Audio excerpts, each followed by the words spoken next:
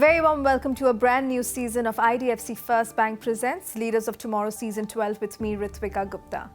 Over the course of 12 seasons, we have celebrated the significant contributions of India's MSMEs and explored the crucial role of these businesses in India's economy. This season, the theme is Powering Entrepreneurs for the Global Stage, and our aim will be to focus on stories that impact MSMEs, delving deep into sectors like technology, finance, economy, entrepreneurship, and more. We'll also be experimenting with new formats, and every month we will do at least one big cover story focused on a particular sector or a trending topic impacting businesses. On the show tonight, I'm joined by Arvind Virmani, macroeconomist and member of Niti Aayog, all set to delve into the intricacies of India's evolving economic landscape.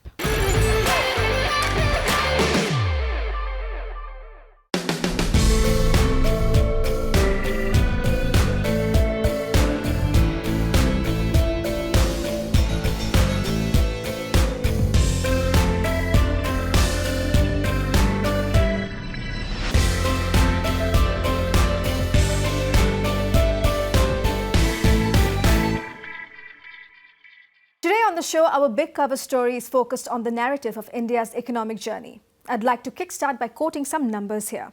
According to the International Monetary Fund, India's economy is projected to grow at a rate of 6.5% in 2024. This is higher than China's projected growth of 4.6% and exceeds that of any other large economy. India's economy has become the fifth largest economy and is predicted to become the third largest by 2027. With expected market capitalization of $10 trillion by 2030, India's growth rate of 7.2% in FY23 was also the second highest among the G20 countries and almost twice the average for emerging market economies. Here are some key factors that are driving India's growth story. First, India's massive infrastructure transformation. India is embarking on a significant infrastructure overhaul. Billions are being invested in building roads, highways, airports, railways with a focus on capital spending to boost economic expansion. Secondly, India's digital public infrastructure. India has developed various tech platforms like UPI, facilitating financial inclusion, transforming lives and smaller businesses, enabling instant payments. Third, India's stock market has been surging, reflecting optimism about its growth prospects. The National Stock Exchange of India has become the world's sixth largest stock exchange, driven by domestic investors and attracting foreign interest. Fourth, India rising as a manufacturing hub. India is leveraging global shifts in supply chains, offering incentives to attract companies to set up manufacturing in various sectors. India today is also a soft power giant, and it will be interesting to see how the coming years pan out for the country. To shed light on what it takes for entrepreneurs in India to compete on the global stage, I'm now joined by Dr Arvind Virmani, macroeconomist and member of Niti Aayog. Thank you so much for joining us today, Dr Virmani. I'm happy to be here and look forward to your questions. I always, if they are good questions, I always find it very stimulating and useful. Now, Dr. Virmani, in today's interconnected world, fostering entrepreneurship is crucial for economic growth, and that is the essence of our theme this season, Powering Entrepreneurs for the Global Stage. So my first question to you is to really ask you, how do you believe we can effectively empower entrepreneurs in India for them to compete on the global stage? What are the most crucial factors that will enable them to make a mark internationally? Yeah, so there are a number of factors. Unfortunately, the understanding of the meaning of startups and entrepreneurship is very limited, I would say. Though the word is used quite a bit, and a lot of people understand that this is critical to driving high quality growth, high quality employment, etc. into the future. So what are the key issues here which I think need to be corrected in a sense? So one is that one is connected with the regulatory organization understanding, and the second is with the other bureaucracies, whether it's the tax bureaucracy or others, understanding. And the basic problem here is that in India we are used to a kind of legal rules procedure based mindset. So everything has to be clear, sure, and risk free in a sense, zero risk. But the whole nature of entrepreneurship and startups has to do with taking risk, evaluating risk. So I think one of the important things which we have to do, which is a difficult job, is for in a sense training regulators and bureaucrats, or at least the people who will deal with entrepreneurs and startups, to understand the nature of risk and how to deal with it. I would say that is the biggest challenge. You've earlier emphasized the importance of India joining global supply chains to maximize the benefits of FTAs, because it is believed that Indian companies are not gaining as much from FTAs. How do you think we can strategically align trade policies to integrate into global supply chains? Supply chains, the simplest supply chains are virtually linear. Okay, so you have think of a product like a leather good. So you start from animal, the leather processing and cutting, etc. So it's a linear process. But any complex good, whether it's electronics, telecom, electrical machinery and equipment, mechanical machinery and equipment, it is not a linear process. Things can go back and forth, back and forth. So that means that both the import and export system is very important, because this back and forth movement means that the way you treat imports is as important as the export. So in a sense, you need a reform of the whole import system to facilitate supply chains. But that is just one element of it. There are two other, the opportunity and challenge, as we all know, is coming from the problem that too much of global manufacturing and global manufactured exports are concentrated in one country. Sure. So the second aspect is that we have to have, we meaning India and anybody who wants to de-risk these supply chains, want to get rid of the monopoly. So we have to have a threefold policy. One is a general reform of the tariff system. Second is special treatment of the monopoly producer or manufacturer. And third is FTAs with high income developed countries. Now, why is that critical? The reason is that almost 2/3 of international trade occurs within supply chains of MNEs. So MNE doesn't control all parts of the supply chain, but it controls the overall framework. Absolutely. We've lost these opportunities in the 60s, 70s, 80s, 90s, when all these multinational moved to different countries, starting with Korea, Malaysia, Thailand, China, now Vietnam in the 90s, the last one, in fact. So to catch up with that, we urgently need these FTAs with the advanced countries, the high income developed countries. And what that does is that if you have zero duties within, that movement which I talked about, this back and forth movement, becomes much simpler. It is not just a matter of having zero duties for imports which go into exports, but the general movement of goods which can come. So if we have FTAs, we already got one with UK, we have with Japan and South Korea. If we get FTAs with EU and other developed European countries, and some version of the FTA with US, this movement becomes much easier, and therefore the MNEs have an incentive to shift supply chains. It's time for a quick break here. We'll be back shortly. Stay tuned.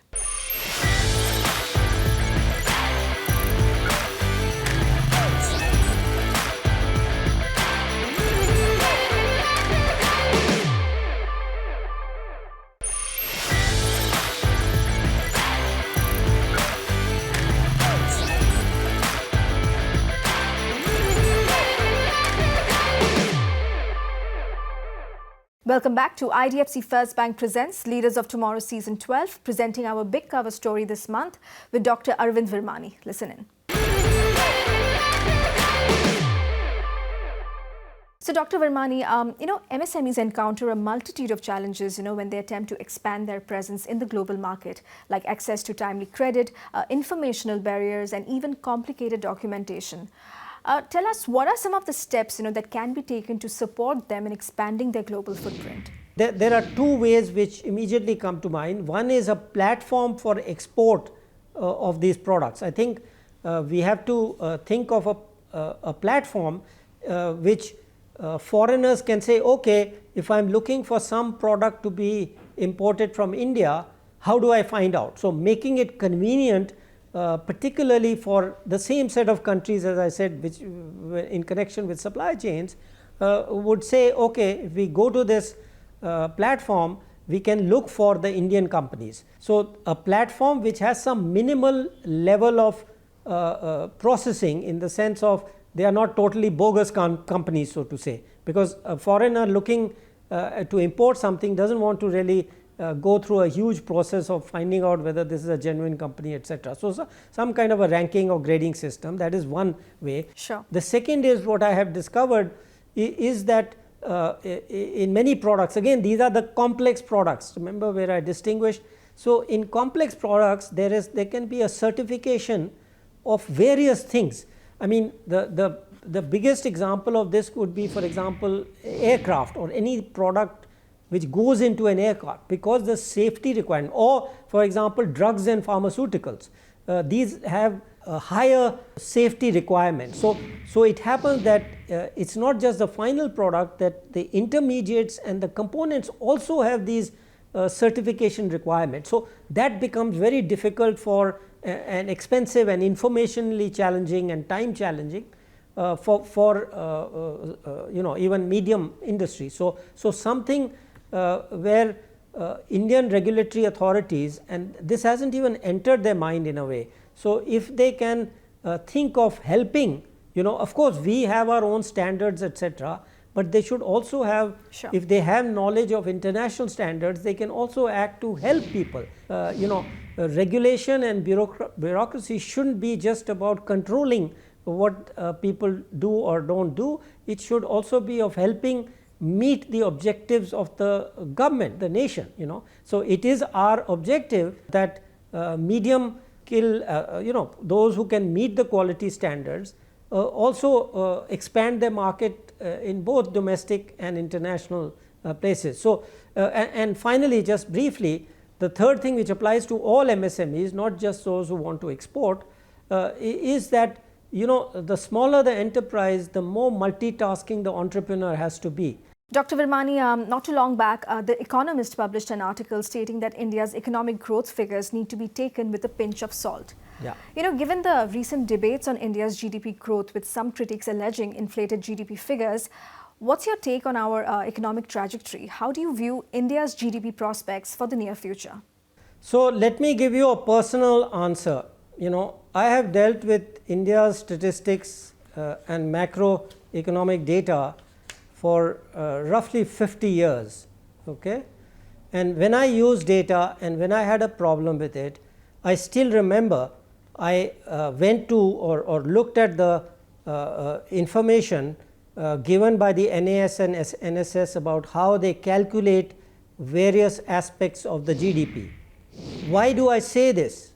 Because when I read in the papers, what I find is they don't have a clue of how our GDP data is constructed, yet they freely and confidently criticize it. There has been a lot of discussion on the fall in investment rate from its peak.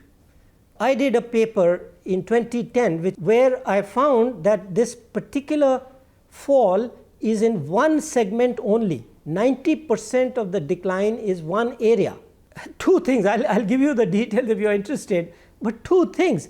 One is, not a single critic knows about this thing.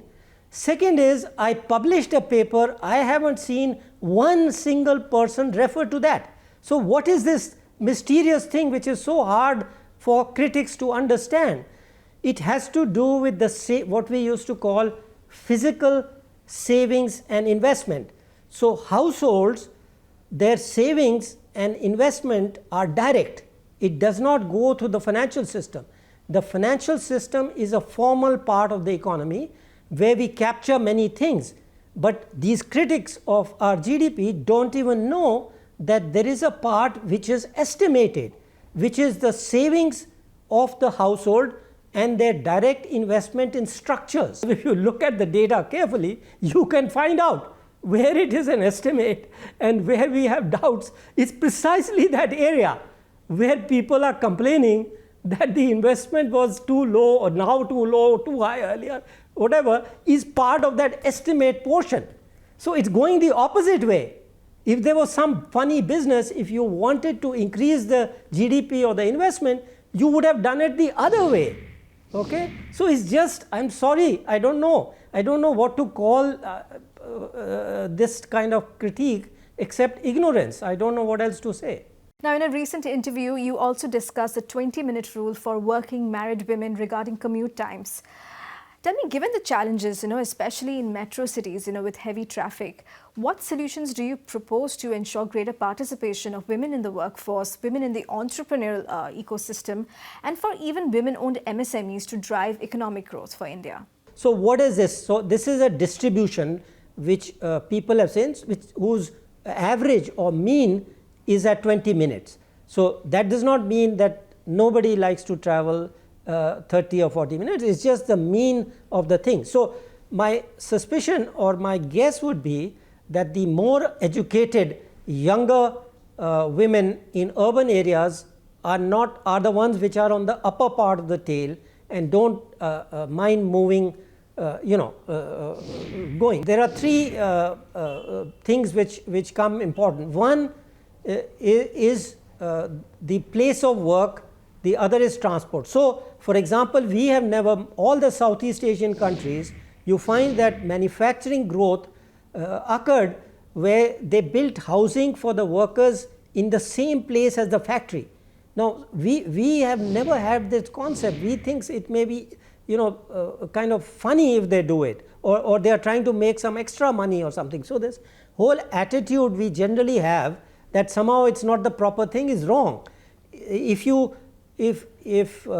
businesses, especially large corporations, are encouraged and even incentivized to build housing for men and women at the factory, you save two things. You save the high cost of urban housing, I mean the worker, and second, you save the transport cost, and of course you save the time, right? Sure. Because you're right there.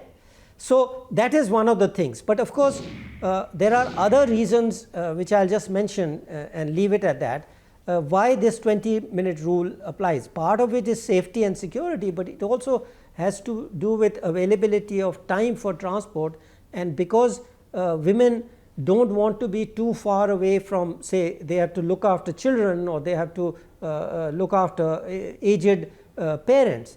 So part of the solution lies, the second part in a way, in developing markets, in developing solutions for childcare. Sure. As far as companies are concerned, favoring creches, for example, or giving incentives, but also developing markets, because there is no concept here of having,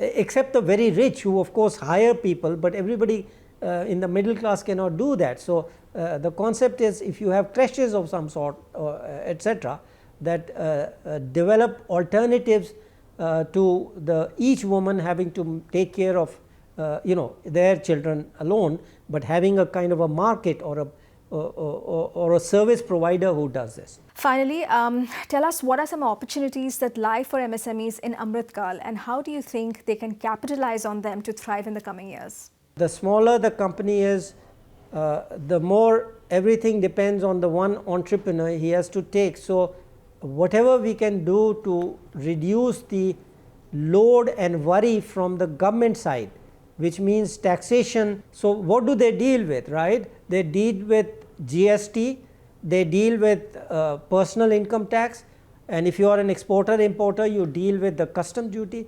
Now these are all individually being digitized. So if you could connect all these and make it almost automatic for small people, huge amount of time would be saved. So that is one, time saving. Secondly, this information, if it goes into credit providers, you can get virtually automatic credit because everything becomes transparent. Absolutely. And third, finally, is the skills. Now, large companies have the capabilities to train their own people, the people they need. They need a certain level of education, but or something else, but they can train. The small, the MSMEs don't have that capacity or capability.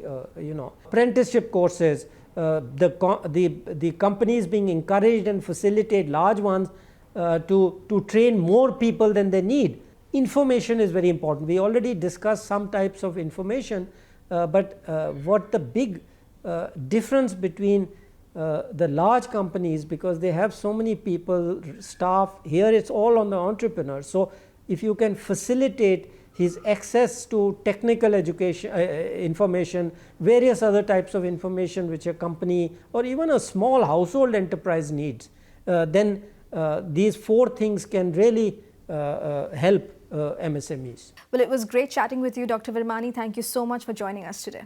Thank you too. You've met my expectations, and it has been enjoyable to interact with you. Thank you. With that, it's a wrap on IDFC First Bank Presents Leaders of Tomorrow Season 12. We hope you enjoyed our big cover story this month. Thank you for watching. Goodbye.